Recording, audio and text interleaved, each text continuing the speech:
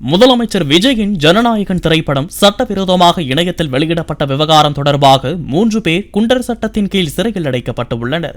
இந்த விவகாரத்தில் இதுவரை 9 பேர் கைதான நிலையில் பிரசாந்த், செல்வம், பாலகிருஷ்ணன் ஆகிய 3 பேர் மீது குண்டர் சட்டத்தின் கீழ் சைபர் கிரைம் போலீசார் நடவடிக்கை எடுத்துள்ளனர்.